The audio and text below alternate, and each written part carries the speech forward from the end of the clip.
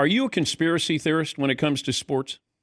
Well, you're talking about the Mavericks. I mean, it is a little crazy. I mean, a 1.8% chance to get the lottery and to win the lottery, and they get it. I understand they're so worried about tanking, but Danny, isn't there something wrong when Utah, Washington, and Charlotte can't win the freaking lottery or don't have a chance to get the top three picks? Isn't that wrong in sports? And I understand they're worried about these teams with 20 games to go not caring, which is an indictment in itself.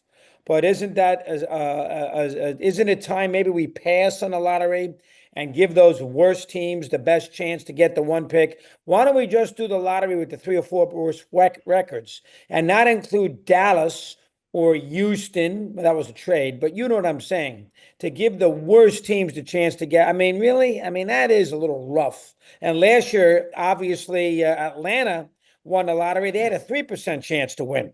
So, and it all starts with Ewing in 85 with Stern. It was a TV show at first.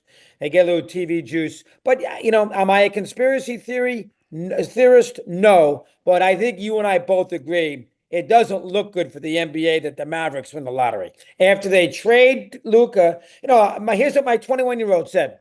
Dad, somebody must have told Nico Harrison, do us a favor, Yeah. get Luka to a big market, and we'll figure out a way for you to get the number one pick in the draft. I mean, that's what it leads to. That's what it leads to. Yeah, but you start to look at it and you go, okay, LeBron went to his hometown. Derrick Rose went to his hometown.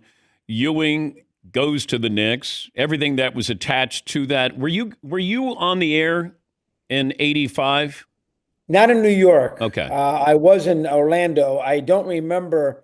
Everybody remembers the great picture of DeBuscher, who was all excited, and Ewing. And, there was a lot of people who thought that was rigged. You and I, are good sports fans. We don't think it's rigged, but it doesn't look good. And again, Utah, Washington, and Charlotte earned it. They deserve to have the top 3, 4 picks in the draft. They have I mean, what did Utah get? The sixth pick, fifth pick? Charlotte got the sixth, seventh pick. And there's only 4 or 5 guys who make a big difference anyway. Flag is one of them. And he ends up going to the team that doesn't really need him. With Kyrie and with the front court and, of course, Anthony Davis. It looks bad for the NBA. And the idea that we got to make sure we put a lottery in so the San Antonio Spurs don't tank, which what they did to get Duncan, is really an indictment on the whole sport. Isn't the idea to try to go out there and win every game that you play? It's an indictment on the whole sport. How about instead of a Final Four, you have the bottom 4, and you have the bottom 4 teams play for the right to have the number 1 pick?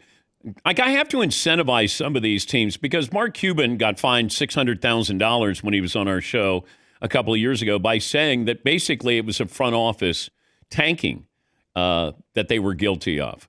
So that's where, the players who are playing are going to play hard. You just don't put the best players out there Correct. to play hard.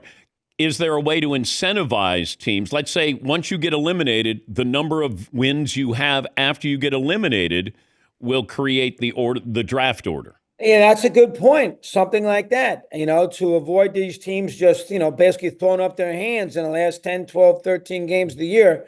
Yeah, you would think there's a element of it that they can do something, and it's a TV show. They like the drama. They like the cards up. It's a TV show. And the NBA should eliminate the idea that they're going to have a TV show to determine who goes out there and gets the number and gets the card flipped. I mean, it really isn't. I mean, Dallas wins the lottery. I mean, San Antonio gets the second pick. I mean, really? I mean, come on. Why don't we just give the Spurs 6 players, for crying out loud? It looks very bad for the NBA. I don't know. And I don't believe it is a conspiracy. I'm with you. But it looks, perception is awful. And if I got a 23-year-old who's a good NBA fan and a good sports fan, if he says that to me at 9 o'clock last night, that's a problem. That is a problem.